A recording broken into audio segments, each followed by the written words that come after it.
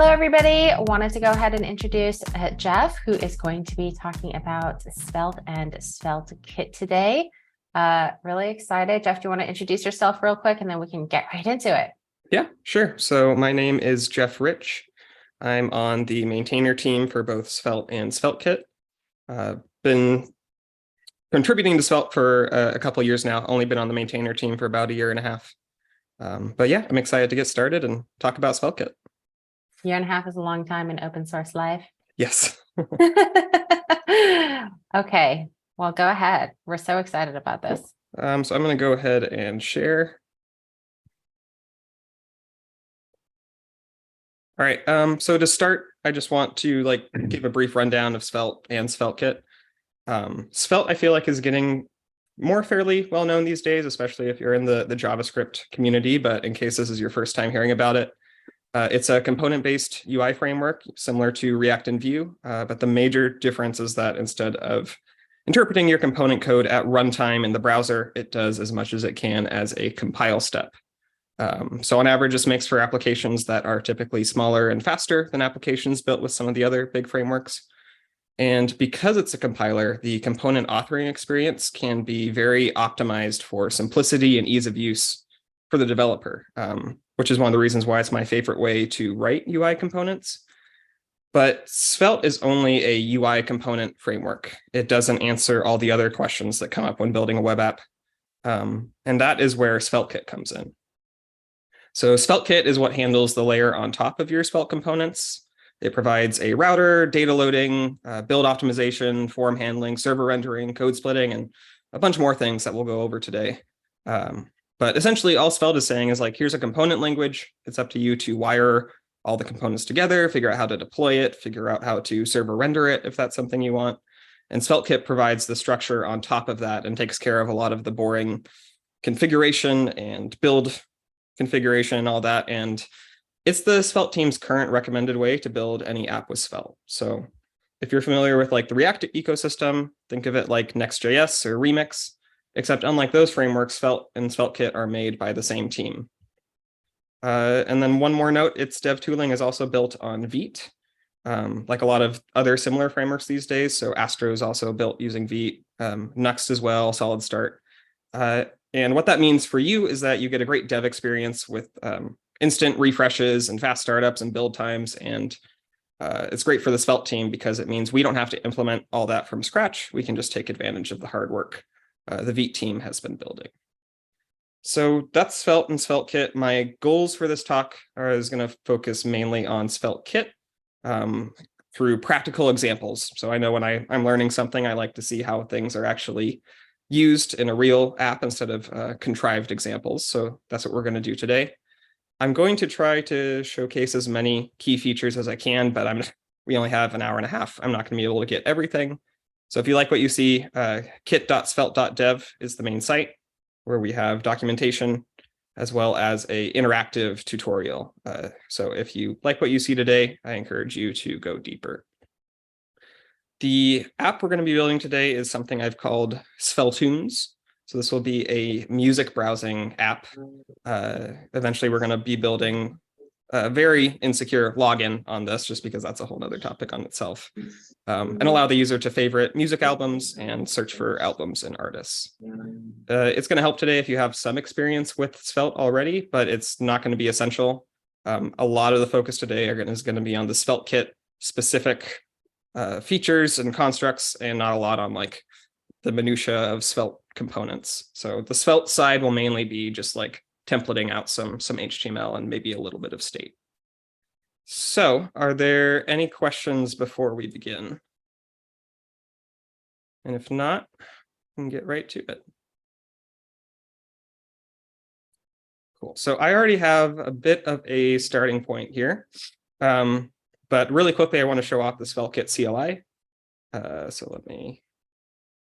So if you're starting to create a new SvelteKit app, you're going to go to your terminal, do npm create svelte at latest, and then I believe it's the name of your app, so test app.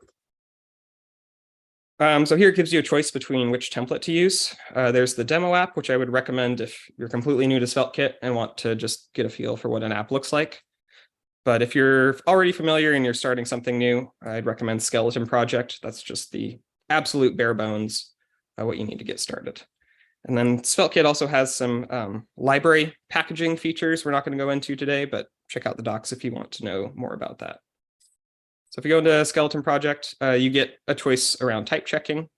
So either using JavaScript with JS comments or TypeScript if you're more familiar with that. Today we're going to be using TypeScript. And then there's also some additional features you can add: linting, code formatting, some built-in test configuration with Playwright or Vtest. Just going to skip all this for now. And that is what you do to create a SvelteKit app. So it scaffolded the whole thing. I'm going to go ahead and delete that folder just because I already have a starting point set up. So the demo today, like I said, we're going to be using TypeScript. There is also Tailwind pre-configured in here, as well as a UI toolkit called Skeleton.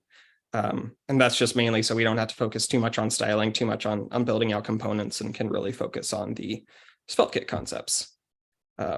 So when you open a SvelteKit app, this is what this looks like. You will have a source folder with most of the code in it. Also a set of configs. I already have an env file here that we're not going to look at because it contains sensitive API keys that I don't want to expose. Also some of your regular configs, because we're using Tailwind, a post CSS config, and the Svelte config, which we shouldn't need to touch too much today, but this is where all your SvelteKit specific configuration goes, if there's any of that. We also have a Vite config, so if you have Vite plugins you want to use, you can add them on top of SvelteKit here. But the bulk of where we're going to spend our time today is inside source. So starting off, the basic skeleton of your app is contained in app.html. And you shouldn't really need to touch this. This is just, like, you can see some basic head with some head tags in there. You have the body, and then SvelteKit is going to be rendering the app into here. So this is useful to touch if, like, you want to load a style sheet or a script or something external. But most of the time, we're not going to be touching this file. We also have app.d.ts, which declares some global typings. We will be coming back to this later. And again, because I'm using Tailwind in this, we have a post CSS file with some very basic global styles.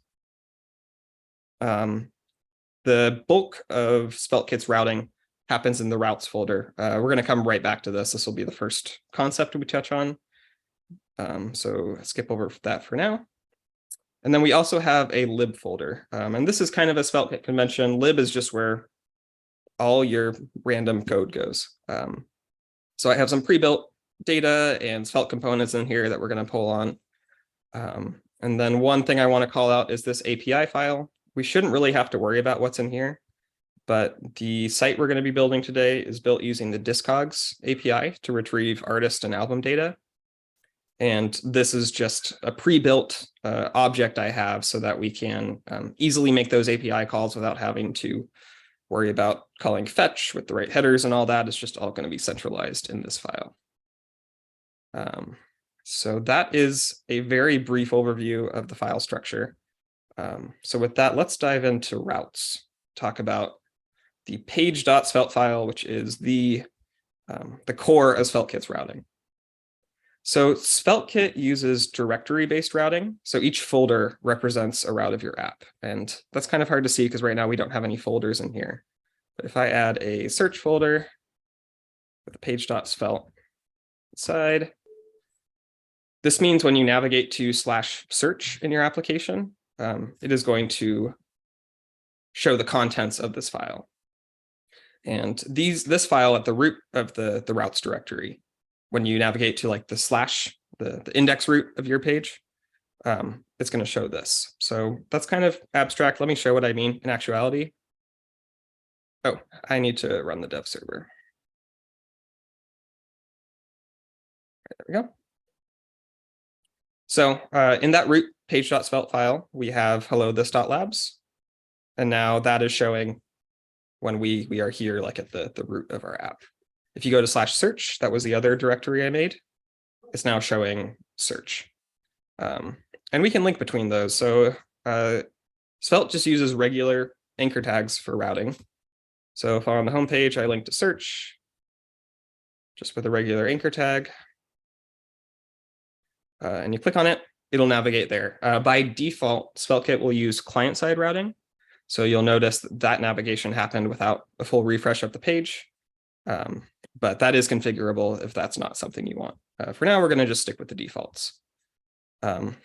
Also, speaking of defaults, so SvelteKit is going to server render your pages by default. So if we view the source of this page, skip over all the inline Tailwind styles, those get compiled away when we actually build this for production. But you'll notice that the hello this.labs is server rendered into the page source. So this is not the SPAs that people commonly built for a while, where you're only sending like a body with a script tag and that renders the page. This sends actual HTML so that if for whatever reason JavaScript is not loading or is disabled, the core content of the page is still viewable. So server rendering. SvelteKit is also taking care of the code splitting for you. So these are very small routes. So there's not much to worry about bundle size here yet. But let's say your search page loaded a big heavy dependency. Your built JavaScript will automatically be split out by route. So if you're on the index page, you're not going to be loading all the code needed for the search page until you navigate to it. And we can see that happening over in the network tab. I just filter for JavaScript. You have all the initial JavaScript, and then I clear this out, navigate to search, then it loads the additional JavaScript needed for that page. So that is the basics of routing. So directory based, you create a directory that creates a route. The plus page.svelte file defines the content of that route. And just as a side note, the plus sign here, that indicates a special route file to SvelteKit. So anything starting with a plus is like a reserved file name. We're going to meet some other plus files later. And then that leaves you free to have files in here that don't start with plus, that can be whatever you want, and SvelteKit will just ignore those. So enough talking about the route structure. Let's actually get some content on the page. So what I'm going to do is I have some pre-built data. The nice thing about the lib folder is it automatically sets up an alias, so I don't have to traverse back in the route directory. I can just use the $lib, and that'll reference that folder specifically. So I have this highlighted releases. I also have an album grid component. And we are going to display these in a grid. So this is just a pre-built UI component I have, just so we don't have to deal with it. So now on our homepage, we're displaying some albums I selected for this. One cool thing I want to call out here is something called the Svelte Inspector. So this is a feature of the Svelte Vite plugin. And what that does is if on my keyboard I hit Command Shift right now, it goes into this inspector mode. And this will let me click on anything in the page and immediately go to the Svelte component corresponding to that part of the page. So that makes it really useful when you're working on an app. Be like, I don't remember where this component is in my whole file structure. You can click and go right to it. So you'll notice here, I clicked on the image. It took me directly to the link for that, corresponding to what I clicked on. And yeah, it was somewhat recently added. I think it's been in beta for a while, but I believe now it's enabled by default, I believe, in all SvelteKit apps. So now we have a page.svelte. We're just rendering some basic UI. Now let's talk about the other plus file I have here that some of you may have noticed. It wasn't entirely true when I said this is rendering exactly what's in your page.svelte, because we also have this header automatically on the page. And you'll notice that header is also on the search page as well. And that is built using a concept called layout.svelte, another plus file, another reserved file name for Svelte. And this is where you put your shared UI between pages. So this is where that header you see on each page is. essentially anything you want to be on every single route, you put in a layout.svelte. And then this slot element here is where the actual page gets rendered. So you can have more than one layout.svelte. In this case, this is the root layout. It's going to apply to every single page. But let's say we had some UI that we just wanted to appear on the search page. Search layout. And then the slot is important, otherwise there won't be anywhere for the page to render. But now we have this search layout content rendered on the page, but it is not present on the root page. So this lets you do nested layouts. Maybe some layouts need a header and some don't. You can all control that based on wherever you put your layout files. But for now, I don't really want that layout, so I'm going to delete it. So we've seen page.svelte, we've seen layout.svelte. Now let's talk about parameterized routes.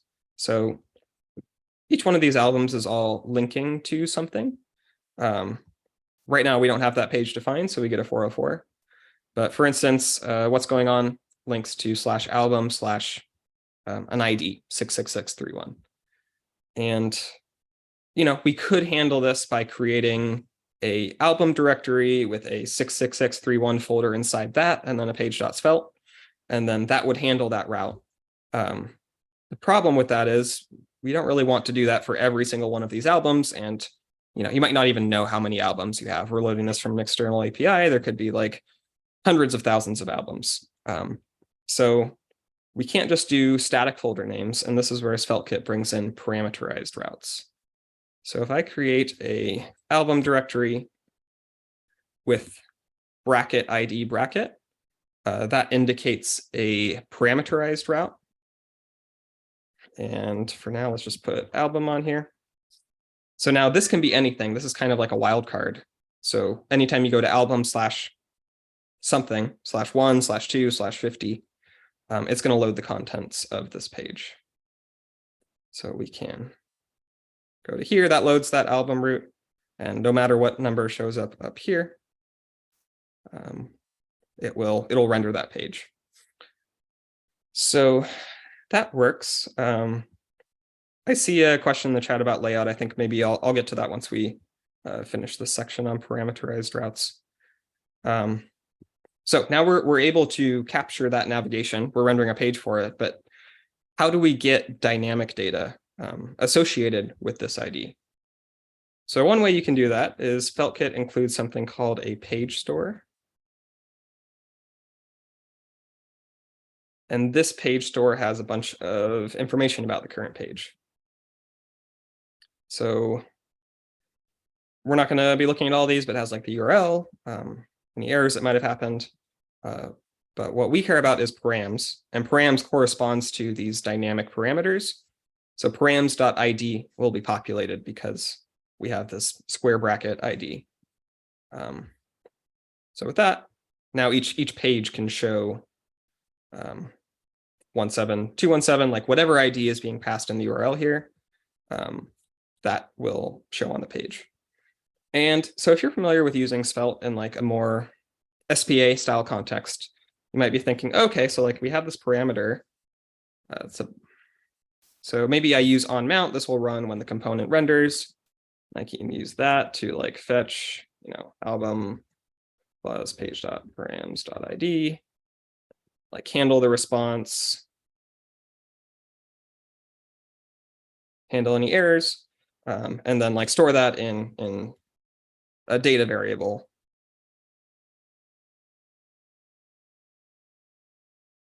And then use that to render the page. And so this will still work in SvelteKit. You can still, use the information that you're provided to make a fetch on the client side and render all this. But there's some downsides with that.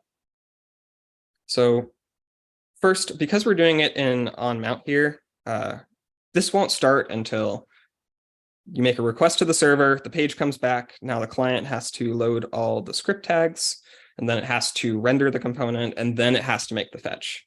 So there's a lot of steps in between, and that means you're spending a lot of time waiting for the fetch to even start. And then on top of that is the time required to call this API. So that's one downside. It also doesn't progressively enhance. So if you do it in a non-mount like this data won't be server rendered. So if JavaScript is failing or slow to load, the user might have to spend a long time waiting for this page. And then there's also more for you to maintain. I kind of find all this like, JSON parsing and then having to put it into a data variable and handle any errors. Just feels like a lot of boilerplate that I would prefer not to maintain myself. So instead, SvelteKit provides a built-in way to load data. Like I said, this will still work if you really want to use it, but there is a built-in way to load data, and that is the load function. So let me just pause there for a moment and take a look at the chat. Yeah, so if you wanted the main layout to not be used at all. So there's a couple ways to deal with this. This layout file always has to exist, and it's always going to be called on every page. And the reason for that is because if we allow you to not include it, then there's no spot to put like script imports or guards or something you want to be included on every page. There's no spot for that if we allow you to just like remove this layout entirely. So if there is some stuff that like you don't want to appear on the search page, there is a concept of layout groups where you can essentially provide a layout to a group of routes without that appearing in the route segment. Or you can do an if statement here, like if page.url is equal to search, where you can conditionally show and hide things that way. But happy to provide some more resources around that later. Cool. So now let's go back to here where I was just about to introduce the load function. So this is where we introduce another special page concept. So let me go to here and create a page.server.ts. Let's put these side by side. So if you want to load data for a certain page, you want to define a load function. So we're going to export load. And the load function has one job. It's to return an object with some data, and that's it. It can do it however it wants. It can make async calls, but it's returning a data object. So for instance, let's just return a list of numbers. And once it returns a data object, that data is going to be present in this data variable. So instead of rendering the ID here, if I render, this needs to be an exportlet because that is a prop. So this returns 1, 2, 3. I'm able to access that in the data variable, and we can see that on the page right here. So that's simple, but not very interesting. So instead, let's return details about the album. So this load function also has access to those parameters we were looking at before. And one cool thing is because SvelteKit knows what route this is in, this params object is automatically typed. So it knows there's a single parameter on this route, its ID. If you're ever to change the name of that parameter, which remember corresponds to this folder name here, you would get a type error here. So SvelteKit is there helping you catch those errors. It also has access to a few more things. Cookies we'll probably look at later. The actual request, the URL.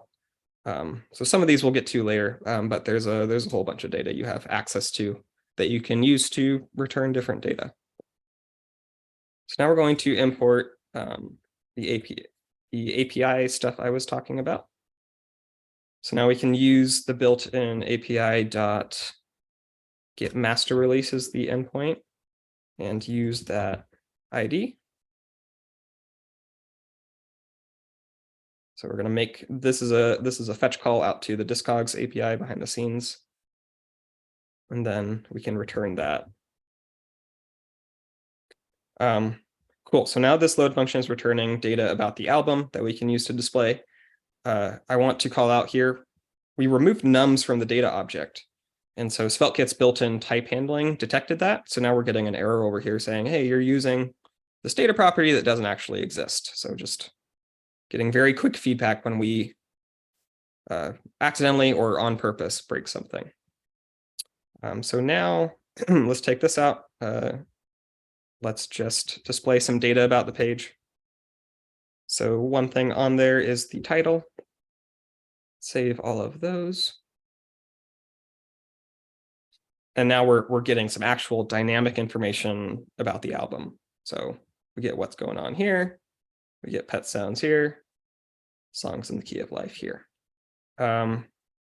So to make this page a little bit more interesting, I am going to copy over a pre-built component really quick, if you'll bear with me. And need this album info component.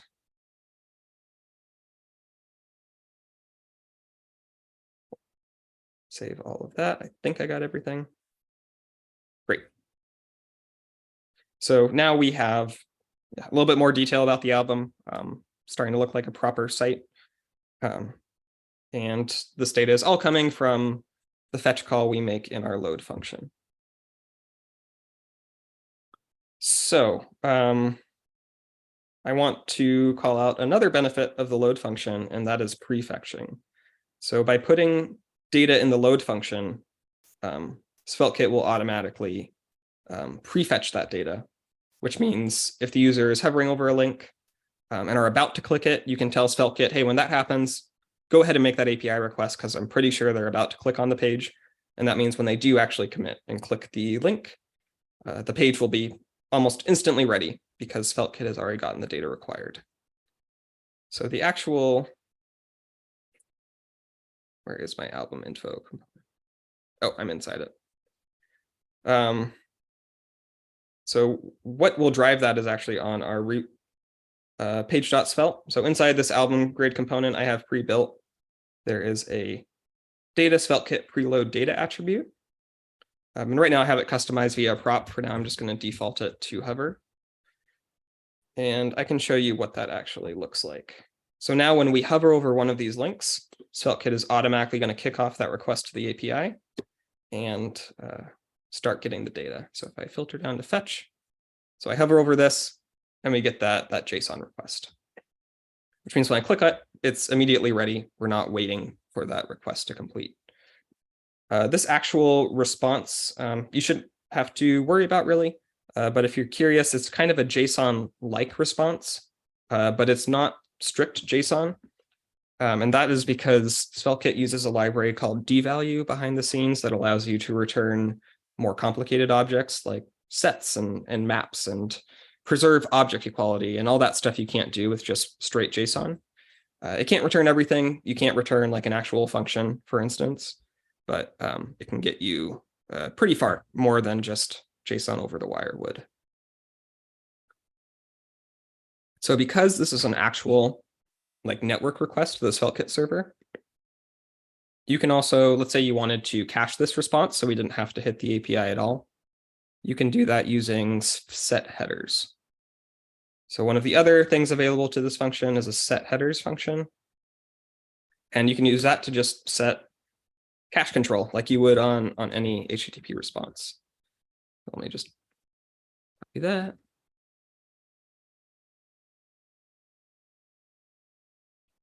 So with that, now this has a cache control header on it. So if I navigate back to it, you'll notice Chrome says it got this from disk cache. So it's not even hitting the server at that point. And that is how you do that. So up to this point, we've just been handling cases where the album can be found, but what do we do if it can't be found? So let's go to like, not even a number, like not even a valid ID. And so in this case, SvelteKit is displaying an error page by default. And how that is actually triggered is actually hidden away in the API helper, because I wanted to abstract out this logic for future pages. But SvelteKit provides here we are, an error helper. So if you want to show an error to the user instead of actually rendering the page, you can throw this error helper with a message, and this is what drives the error page. So if I, do that, now we get the updated message. So you can customize the message that way. You can also customize the content of this error page using a +error.svelte file. I don't think I really have time to get into error handling today, but that is an option for you if you want it. Cool, so that's error handling. I want to note that this load function is in a page.server.ts. So one of SvelteKit's principles is it wants to make it very clear when you're writing code that will be on the server versus code that is exposed to a client. So anytime you're in a .server file, or even you can even create a server directory here, you're guaranteed that that code is going to stay on the server, is not going to be sent to the client. And that's why I can do things like make an API call here that is using my sensitive API key.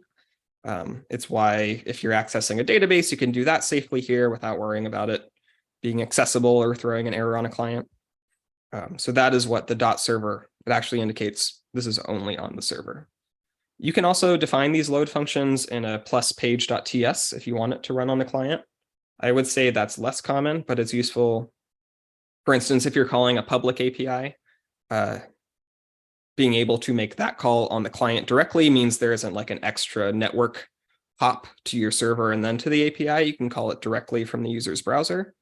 And it's also useful if you want to return more complex data like actual functions or Svelte components. You can't return those from the server because it has to go through that JSON serialization, but you can return it from a +page.ts. But today we're going to be sticking with the server ones because all the API calls we're going to be making require API keys. So that is all about the load function. I want to compare it to a moment to the on-mount approach we had before. Oh, no, that's correct. I think just the typing is confused. So before doing it in on-mount, remember the fetch wouldn't start until JavaScript had loaded, page had fully rendered, component had rendered, and then it would start the fetch.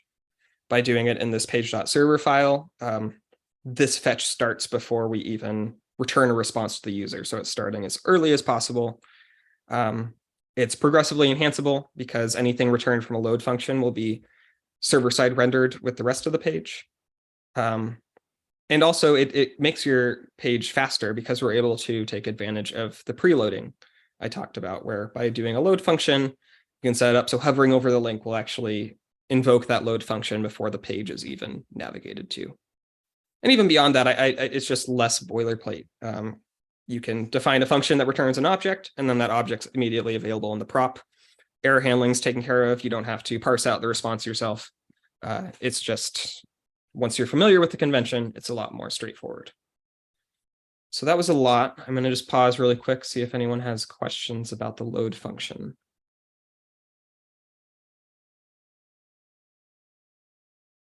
Cool. So there is, excuse me, there is one more load function feature I want to touch on, and that is data streaming. So this all works. One downside of it, or in some cases, is that we wait for the entire load function to run before we even navigate to the page. So in this case, this API is pretty quick. We're not waiting very long. The navigation still feels pretty snappy. But let's say we had a slower call. Let's say we had a call that takes 3-4 seconds.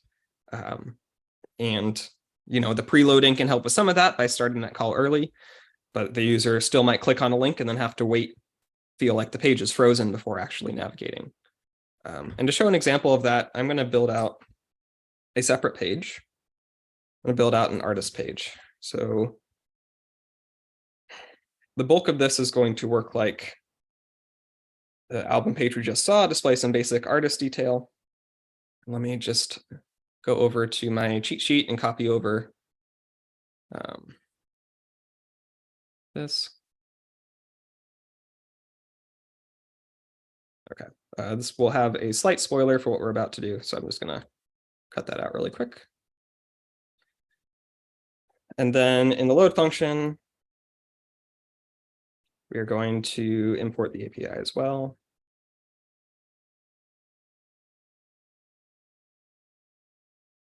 and get artist. So similarly, we're going to access the params here. It's going to be an async function and params.id. This is a different ID. We're in a different route tree, but similar concept. And then we're going to return an object with that data. And I think this should be working. Yeah, okay. So now if we go over and navigate to an artist, we are seeing some data about that artist. But you'll notice there's a heading down here, releases. What if we also want to show release information for that artist? So that is going to be a separate API call.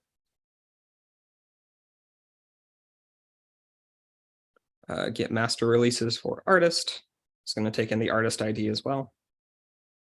So right off the bat, I'm doing something that we shouldn't be doing.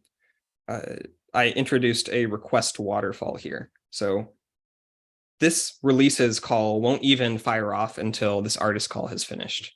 And because they don't depend on each other at all, they're completely independent. There's no reason to do that. We should ideally start them in parallel. So what I'm going to do is instead I'm going to take off the awaits. And this is I would say, little known feature of SvelteKit. But if you return a promise at the top level, that's important. We'll get to that in a moment. This will automatically be awaited. So let me just put these side by side really quick. So you'll notice this object, we're actually returning unresolved promises here.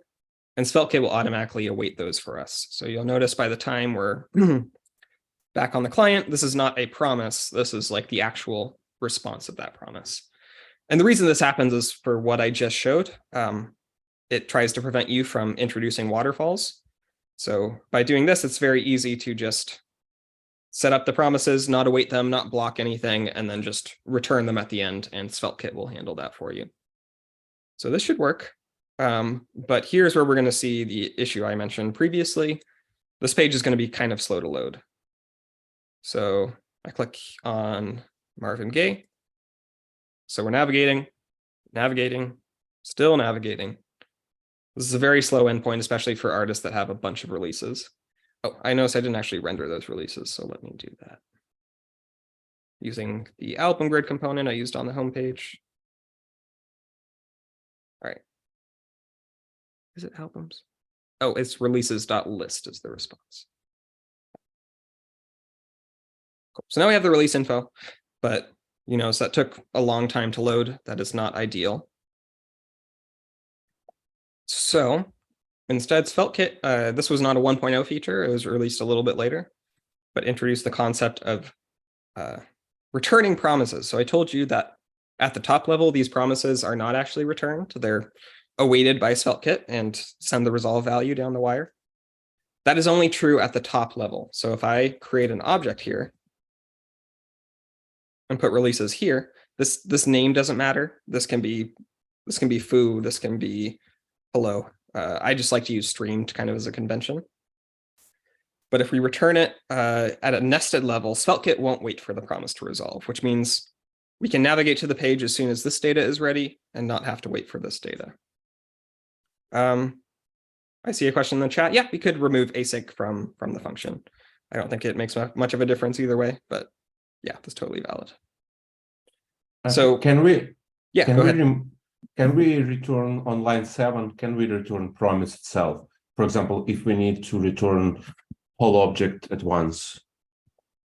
That's a good question. I'm not actually sure. The return value always has to be like an object, but I'm not sure if a promise that resolved to an object would be valid. Does this after resolve work only for properties, top level properties of the object? Yeah, it'll only automatically resolve top level properties. I think. Yeah. You could try it, see if it works. But I don't know. Usually I found like having to return a bunch of different properties anyway. So I've just always found the promises to be at this level instead of at the level of the whole object. Thanks. But so here now you'll notice our typing is complaining, and that is because by returning it at this nested level, releases is actually an unresolved promise. So we can't access the list property of anymore. We have to wait for it to resolve. And we can actually use that doing SvelteKit's await block, which will let you show a loading state while you're waiting for a promise to resolve. So we can do await data.releases. Oh, data.stream.releases. And then, so this will releases. So this will be the resolved value of the promise. I'll still want releases.list. And then this will be a loading. And then we can also do a catch block.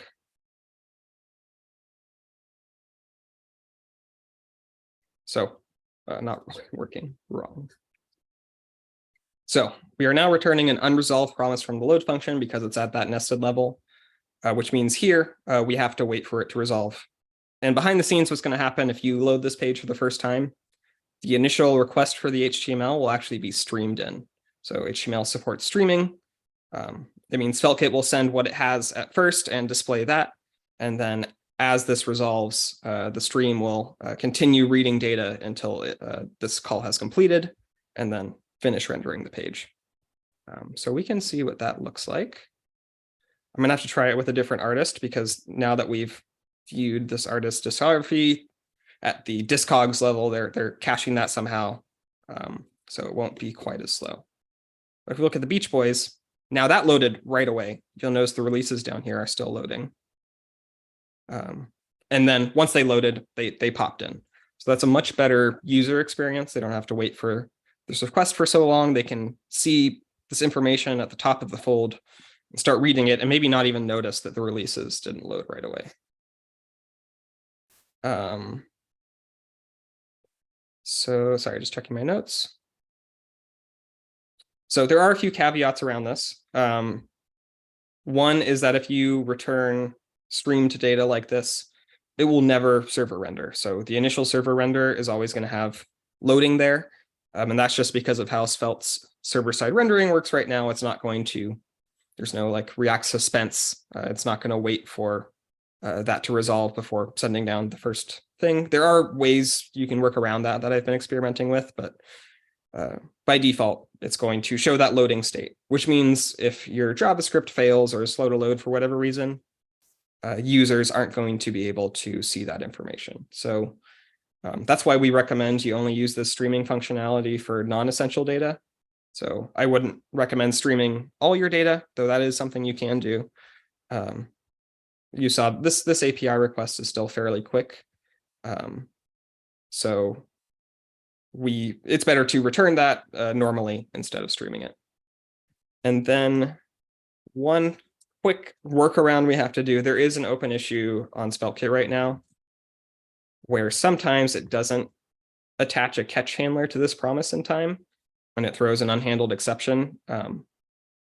And we have some ideas for a fix for that. That's we're talking about that. But for now, the way to work around it is just by attaching your own catch handler after you fire it off, and that way Node won't throw the unresolved promise exception. But that is a small gotcha. Yeah, so that is stream data and the load function. Are there any questions around that?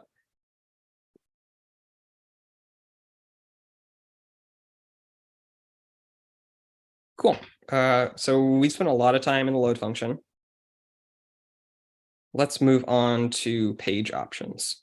So I've mentioned a few times now how SvelteKit has defaults around rendering pages. By default, we are server rendering the initial request, right? And then on the client side, that is getting hydrated and it's getting turned into an interactive client component. And then further navigations are client-side routing. So that's like SvelteKit's opinion. We think those are pretty good defaults, but if you want to configure that, you can. So we have a concept of page options. These go in a page.ts or page.server.ts, doesn't really matter. This is where you can export variables that correspond to your preferences. So let's say I don't want server-side rendering for this page. So because we're doing a page.ts, these options will only apply to this page. So now if I go back home, view page source,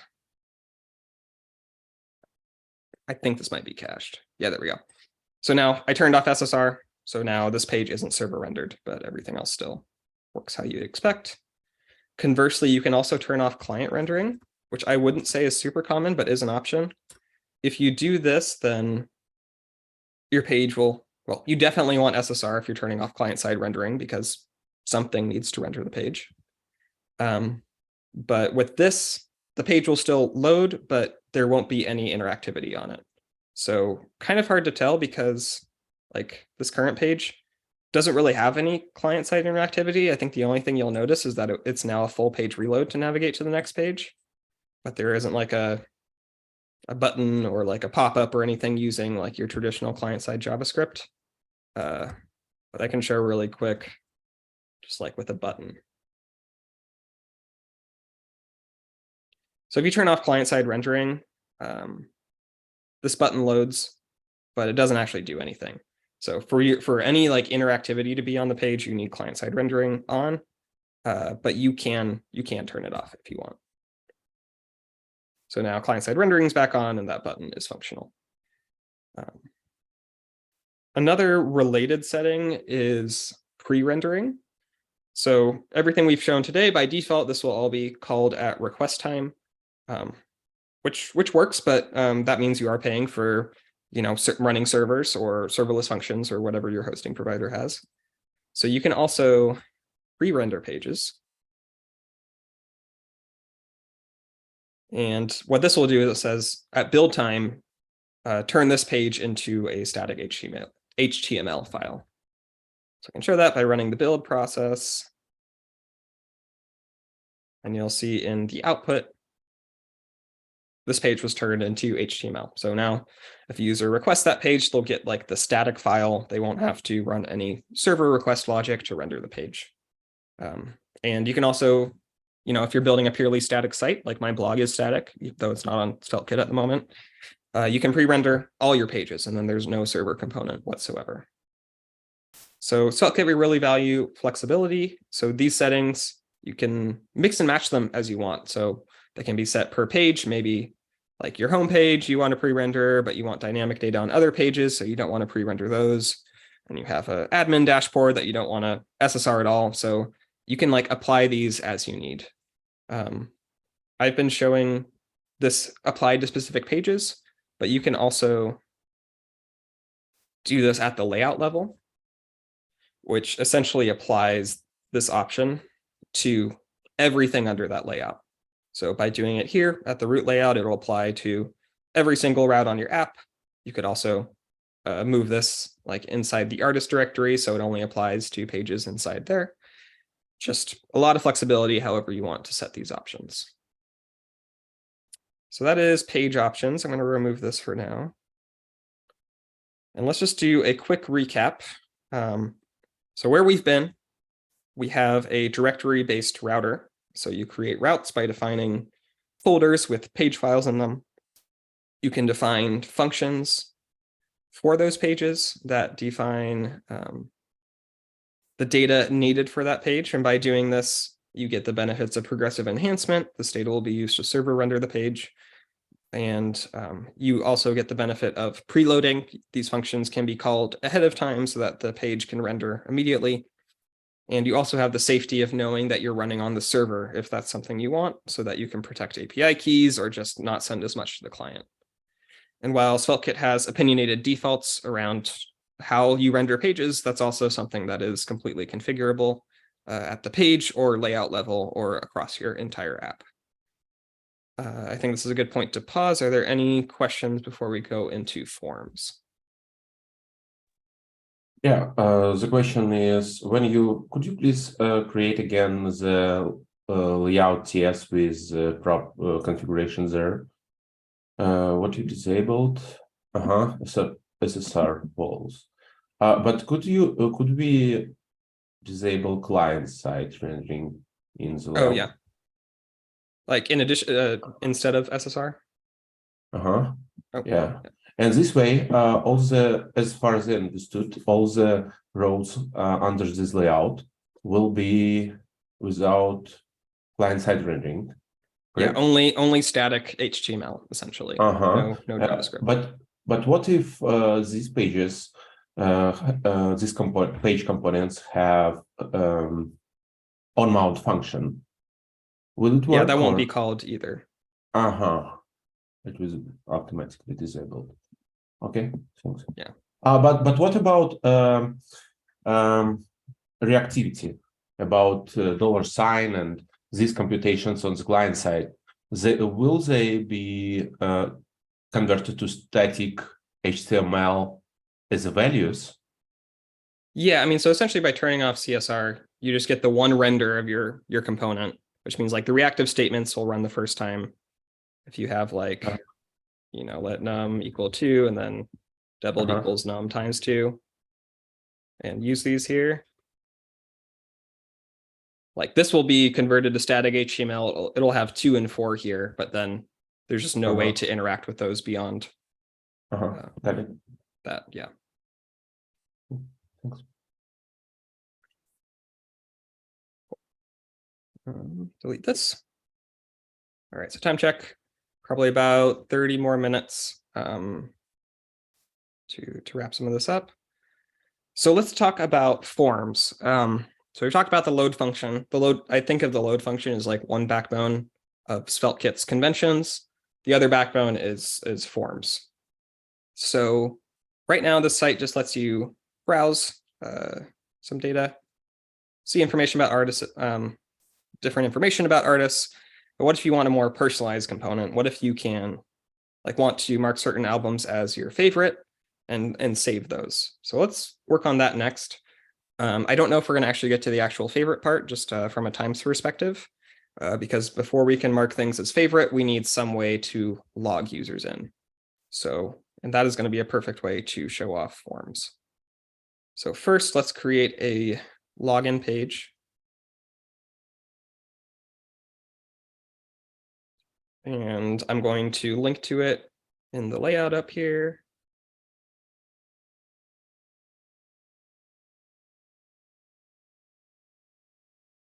So now just empty page right now. So let's create a form here. So SvelteKit's built-in data mutations all revolve around forms. And that's because forms can be progressively enhanced. They can work for users when JavaScript is flaky or unavailable.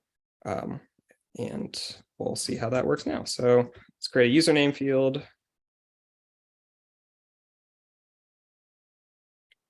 And a password field. So we type password.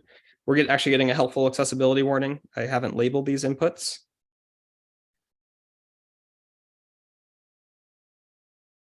So I need to do that so that if someone's using a screen reader, they can understand the association between this label and the input. And then we're also going to do one more thing. We're going to give it a name prop. And that is going to come in handy later. And let's do a submit button.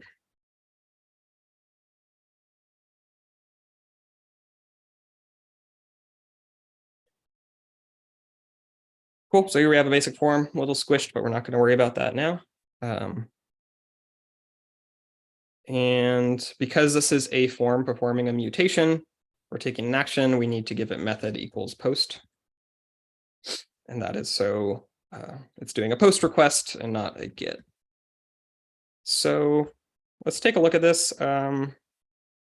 Submit now, it doesn't actually work because we haven't defined any actions. And so that is a good excuse to go create some actions. So let me just close everything else. Just give this some space here. So you define actions in a page.server.ts like you do a load function. Unlike load functions, they can only exist on the server because forms have to make a server request to be progressively enhanceable.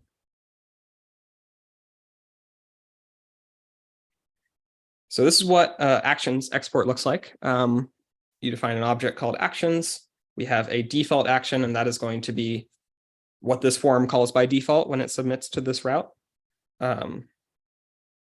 So yeah, really quick, I just want to call out, if you've done form stuff before in Svelte, you might be used to doing like bind value equals user and bind value equals password, and then like doing a on submit, prevent default, like all this stuff. This will, again, SvelteKit isn't taking anything away. This will still all work just fine in SvelteKit. But I'm going to show why this form action convention we have, which actually doesn't use all those bind values, is better for progressive enhancement and better so that you're building a more resilient app that's going to work even if your JavaScript goes away. So again, we tried to submit, we get a no actions exist error. So now we have this action, and it is going to have access to the form data the user submitted. So kind of similar to load, we have access to like a bunch of properties about the request. In this case, we're going to look at request, and this needs to be async. And we're going to use the request.formData method. So this isn't a SvelteKit specific concept. This is the native browser request object. So you can learn more about it by reading MDN. But what this is going to give us is data about the inputs the user submitted corresponding to these names we set up. So if I go, actually, let me just close out this other one. So I'm going to console log out the data. So now if I go and enter some data here, submit it, you'll notice we have access to that data via form data. So we have the form data. A common need when you're building a form is to validate that data somehow on the server side. And if the data is invalid, we need to show an error to the user. So in SvelteKit, the way we can do that is we provide a fail helper.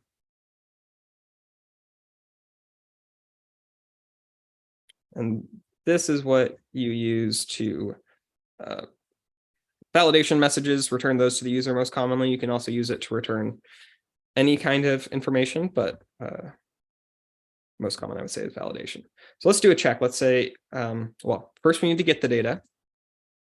So this is data.getUser. This is a browser native form data object, and that is how form data works in the browser. Get the password as well. And now let's do a basic validation check. If they haven't provided either of these, let's return a validation message. So it takes a status code, which will be the actual status on the HTTP request, as well as an object of some data. So you need to provide username and password. So now, if they haven't provided this, returning a failure message. And the return value of that message is available. You've seen the data prop. We also have a form prop specifically for these messages. So if we want to show, let's just show it at the top of the page here. You have to null check this object because this won't always be there. When they load the page for the first time, there won't be anything in form because no form processing has happened yet. So now let's see this work. So,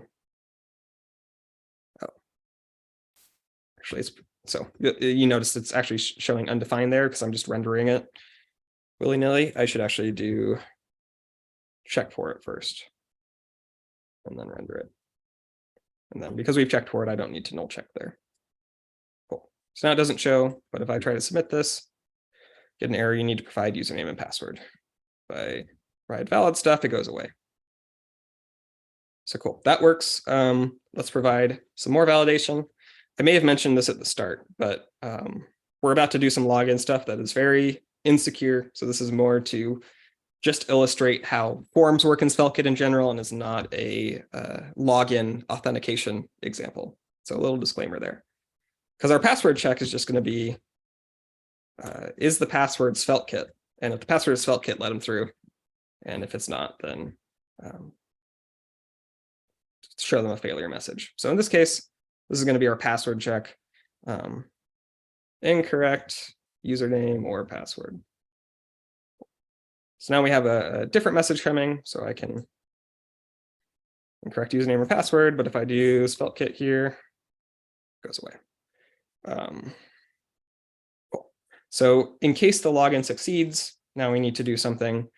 A lot of logins, what they'll do is they'll set a cookie on the user's browser. So to set cookies, SvelteKit actually provides a specific cookies interface instead of going through set headers. And the reason for that is so that when we're running multiple loaders or multiple form handling, we can keep the cookies consistently available instead of just trying to parse out headers and getting overlap there. So we'll get to this point, we assume they've succeeded. So we're going to do cookies.set, going to set session, and going to just hard code a user ID because I don't want to think about anything else, and just stringify that. So this is going to be how we know the user is logged in. And we're going to redirect. So I think that's one of the few SvelteKit helpers I haven't introduced. We've seen error, we've seen fail, now there's also redirect. So we're going to throw a redirect, 303 status, back to the home page if they're successful. And yes, by default, it's an HTTP only and secure cookie. You can adjust that if you need to, but yeah, secure HTTP only by default, except on localhost. So one more time, do the correct SvelteKit password. Cool. So now it logged us in. The next thing we're going to look at is how to read that login data. But before we do that, I did a bit of a trick. Not sure if you noticed, but every submission here was full refreshing the page because that is the default form behavior. And that still works. Like we've essentially proved out like this form, users can log in even if their JavaScript isn't working. But that is not the nicest experience for the majority of users who have JavaScript working and available. So SvelteKit provides a little helper called enhance.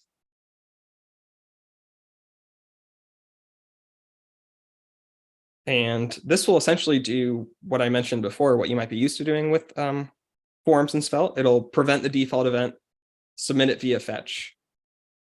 But only when JavaScript is available. It will also just smoothly fall back to a regular HTTP form submission if JavaScript isn't working for whatever reason. So all it takes is just a single attribute, use enhance. If you're more familiar with Svelte, you might recognize this as a Svelte action. But if you don't know what a Svelte action is, not to be confused with form actions, just know that you set it like this. So now if I go try to log in, let's get like the incorrect message. You'll notice like in fetch, like it submitted that via fetch. It didn't refresh the page and it just updated everything in place, which is nice. So similarly, if I do a successful login, like it makes that fetch behind the scenes, automatically redirects you to the correct page. It's just a lot smoother experience, no full page reloads required, and all built into the framework to encourage you to use forms and progressively enhance them. So that is form actions, and the server in general we've been talking a lot about, which like SvelteKit provides a lot of that because I think a lot of the times the only way to progressively enhance your app is to have a server component involved. But again, you don't have to use the server stuff if you don't want to. Like if you just want to use SvelteKit for its router and like build configuration and code splitting and ignore all of the server stuff and even load functions, nothing's stopping you from doing that. So SvelteKit is really built in a way you can take as much as you need, not use the stuff you don't want to use, and keep building apps the way you like if you want. You know, SSR is a default, but you can completely turn it off if you don't agree with that default. So just want to call that out. All right, quick pause there. Any questions about form actions before we move on to reading this login state? A question about the roles. Does it provide functionality for accessing object model of roles tree? Because when we're redirecting or do something with roles, we sometimes would like to make it dynamically without hard coding the roles we would like to redirect to. Yeah, so not right now. I think there are ways you could do that, maybe by using a Vite function to like read out the file system and construct that information yourself. I know there is an issue open on SvelteKit that has gotten some attention around type safe routing. So like theoretically, SvelteKit knows everything about your app. If you use this redirect helper, we could detect whether this is a valid route in your app or not. So that's something like on the backlog, but it's not something that currently exists. Mhm. Thanks. Cool. So next I'm going to go over how to read this login state. So we set a cookie here. This tells us that the user is logged in. Hard-coded user ID because this is bad authentication, but it'll work for our purposes for now. So how do we tell if they're logged in? So we essentially need to figure out if a session cookie is set. We can do that in a load function by using that same cookies interface we saw. But just doing it in an individual load function isn't the best choice, just because this is pretty fundamental data to the entire app. Like we're always going to want a way to access it. So we don't want to like be reading and parsing out the same cookie like all over the place. So Svelte has a hooks concept. And you can think of this essentially like middleware.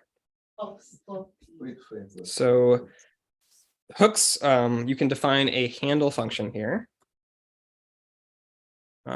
Handle promise. And, async function. So this handle function is going to run for every server request made to your app. So by default, this isn't defined, and it'll just like go on and not do any special handling. But now that we want to have a way of reading out the session info for every request, we're going to go through the handle hook. So by default, you can call resolve with the event. And this essentially triggers SvelteKit's handling that we've been working with for like this entire demo app. Like every server request has like called resolve by default. But now we want to do something extra. Oh, I need to return that. Okay.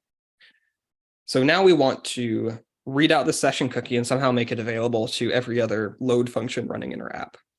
So the way we're going to do that is through locals, which I think is also a concept in like Express.js, if you're familiar with that. And so we're going to set this property on the event. And then any load function running after this will also have access to locals, and it can also tell if a user is logged in or not. So I'm going to copy over a little helper function I have to parse that session cookie we sent. Disclaimer here that like we're not validating this session at all. So this again is terrible authentication. In real life, you want to check that it's valid and not just trust that whatever user ID is in the cookie is what you should give people access to. But for our purposes, this is what we're going to do. So we're going to do get user ID. So now this should make this user ID available to any load function running in our app. One thing we want to do is type safety. So you might remember that at the beginning, I showed this app.d.ts, where you declare some global interfaces for your app, and one of those interfaces is locals. So if you're setting up some global locals data, this is where you would define what is in that data, because SvelteKit's not able to analyze all the different paths this could go down. It's better for you to just declare this yourself. So locals can have sensitive data, so it's only available on the server. But in our case, we want to make it available on the client, right? I don't think I mentioned this, but what I want to do is this login link is still showing, even though the user is logged in. It'd be great if we can conditionally hide and show that link depending on whether that cookie is set. So the way we're going to do that is kind of a two-step process. We're going to read out this new locals in our load function, and then use that to return a prop to the page that's going to hide and show that. So hooks.server.ts, set the locals on the event. Now, this is where we actually want to use that data. So we actually need a layout load function. So layouts can have load functions too, which is useful if you have data you're showing in the layout or data you want to make available to every route under that layout. Have a load function here. It's going to be a very simple load function. So now we have locals here. It's typed. So the data we can return here will be, let's just return the user ID. So we can pass it through this way.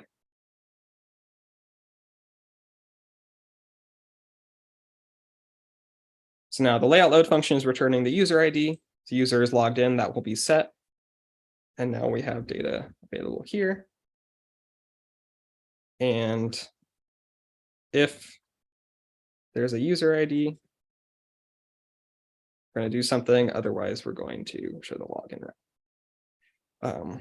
The route we're actually going to show, I don't think we're going to have time to get to implementing today, but it will be that favorites link that will show a list of the user's favorite albums. So we are now conditionally hiding and showing the login link. So now you'll notice we're back here. Haven't really called attention to it, but it's great. This hot module reloading that you save and you come back and it's already there. That's all thanks to Vite. But we're now detecting that the user is logged in, and instead of displaying the login route, we are displaying the favorites link, which doesn't actually exist right now, but it's there.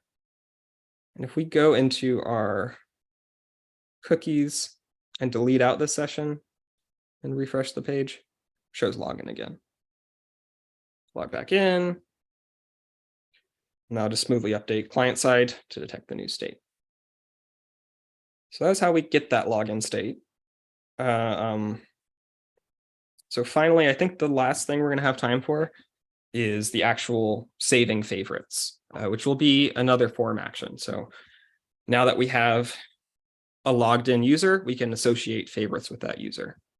So let's start on the album page, and let's add a favorite button. So I think I need to go copy this over.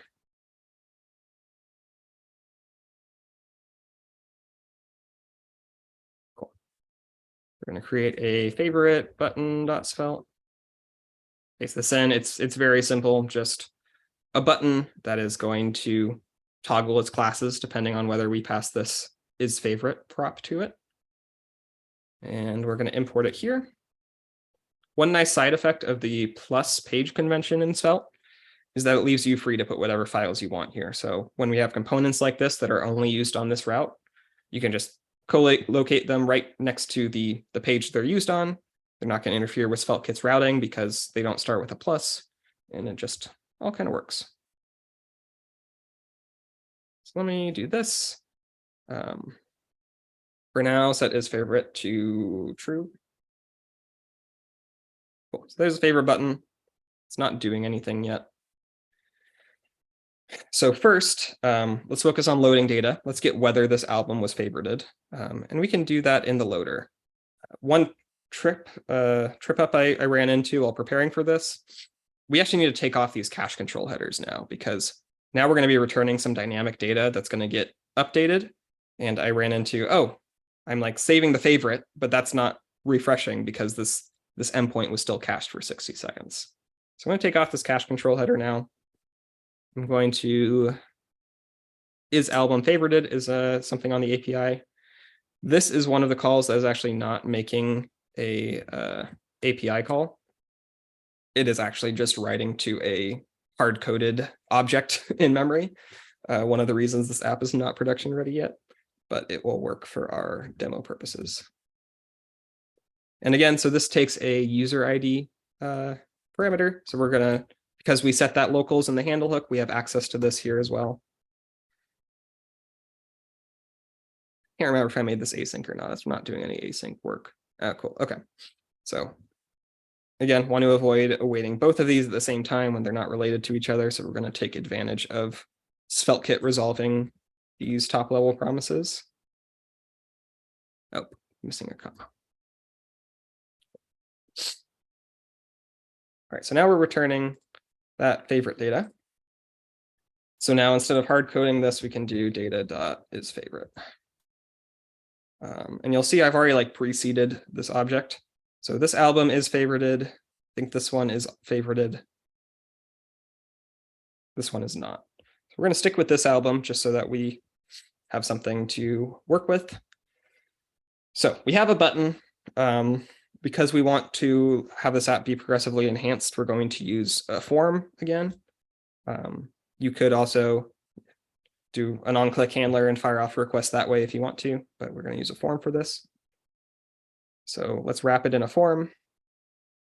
This will also be method equals post because this is a mutation. It's not a get.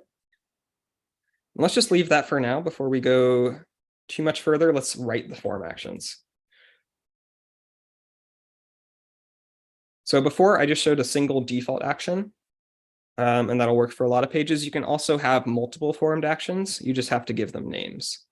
So we're going to create a favorite action. And we're going to create an unfavorite action. I think unfavorite is a word. And these jobs are actually pretty simple. So we need params and locals again. In this case, we don't need any form inputs because all the data we need is in the URL. In real life, you'd probably want to validate this param coming in. We're going to skip over that for now, just in interest of time. But we're going to call our API. We're going to call favorite album, and it takes very similar properties to when we were retrieving the status in our load. And then similarly down here, we're going to call unfavorite.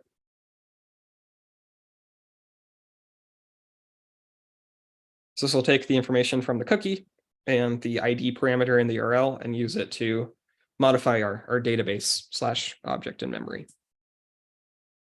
So that sets up the form actions on this side. The one change we need to make, because this isn't a default action, we do need to tell it which action to use. And the way SvelteKit does this is through a query parameter syntax. So it's !/ and then the name of the action. So favorite, we'll call this action. And if we did unfavorite here, I'm going to call this action. And what we actually want to do is, depending on whether the album is already favorited or not, we want to call a different action. So if it is a favorite, we're going to call unfavorite if the user hits this button. If it's not a favorite, we're going to call favorite. And I think that's all we need.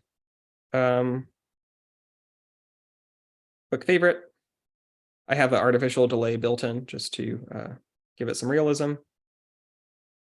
Cool. So now it's doing that. After the action runs, it's going to call the loader again, which is why we had to take off those cache headers and get the updated favorite state.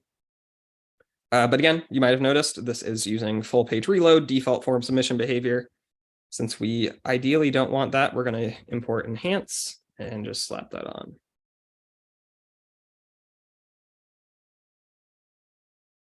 So here we are. So now when you interact with this, it's not reloading the page anymore.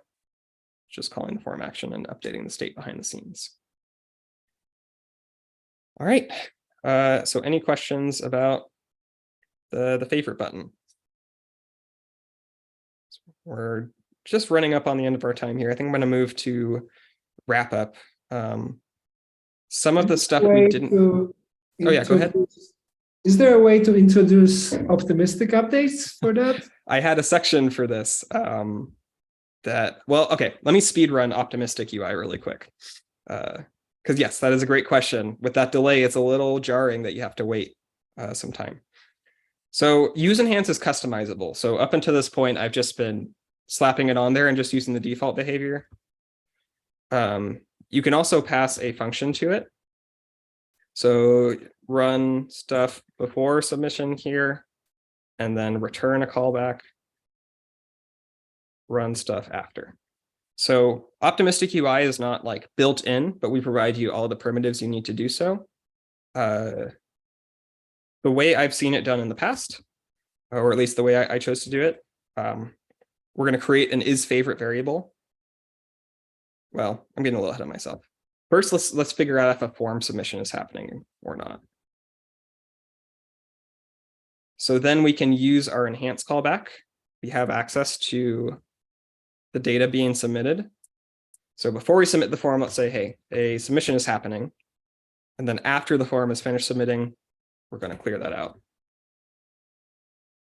If you define some code to run after the form submission, you're basically taking ownership of everything SvelteKit does by default, which is like handling any redirects, reloading data as needed, all that stuff, which sometimes you want because you want to customize that a lot, but usually you don't. So SvelteKit provides a update parameter to this function that if you just want to trigger the default behavior, you can do that. So we're going to run everything SvelteKit does by default and then be like, okay, form submission process has completed. Let's null out the submission. So by doing this, we now know, hey, is a submission in progress? If it is, we can optimistically say, okay, let's assume it completed, that this album was successfully favorited, and just switch the state right away.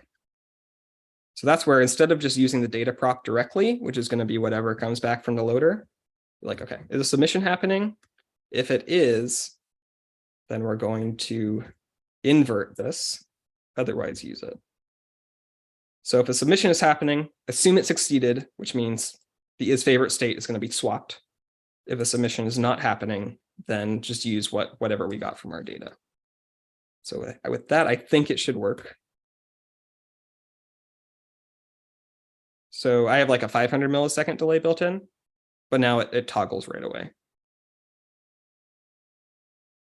And if I like go to our handling and like just return a fail just to like force it to fail.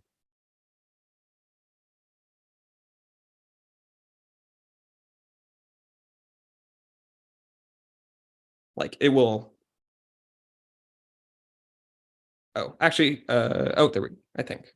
Okay, that part didn't quite work as I expected. I might need to update the optimistic UI. But again, you have the power to handle that, so you might need to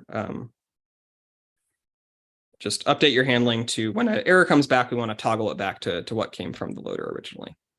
So yes, it is possible. It's not like I think Remix has some very granular primitives built in to support this, but you can customize this how you want to support optimistic UI.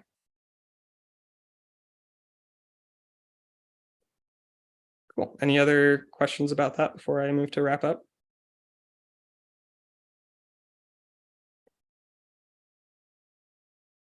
Okay, so I just not barely scratched the surface. We got through a lot, but there is quite a bit I didn't get to, so I highly recommend heading over to SvelteKit docs and the SvelteKit tutorial to read more of the stuff. There's deployment we didn't even touch on. SvelteKit makes deployment fairly simple to deploy to different environments through a concept called adapters. So we have some officially supported environments that should need very little configuration on your part. Error handling was a big thing I didn't get to. There's even more use enhanced customizability, even more routing options available beyond just dynamic parameters to give you more flexibility in your route tree. And just a bunch of different navigation and data loading utilities. So again, docs and tutorial if you want to know more. But we did get pretty far. So we have a music app. It's server rendering by default, but once you load the page, you get those speedy client-side navigations that are prefetching the data to make your app feel as quick as possible. We have data streaming so that even if data is loading slow, we're going to stream it in and not let it hold up the navigation. We have login working using, it's still a proof of concept, but login working with progressively enhanced forms so that we both support users where JavaScript failed for them, but also if you have JavaScript like most users, it's still going to be a very slick app-like experience. And once you're logged in, the user can favorite albums and again, use optimistic UI to get quick feedback. And because we're using stuff like links and forms, everything still works, or at least the base functionality still works, even if your JavaScript fails to load. And that's SvelteKit in a nutshell. The code for this app built out a little bit more is on my GitHub, Geoff Rich /Sveltunes. I will put this link in chat. And then if you want to hear more from me, geoffrich.net is my site where I have links to my socials and also some articles I've written. And Make sure to smash that star button on your yes, GitHub. I just made it public last night. You got to star your own. Can you do that? You can Oh, do that. yeah. Right? Oh, I'm not signed in on this. Oh. I'll do that later. All right. Well, thank you so much. We really enjoyed this, and see everyone next time.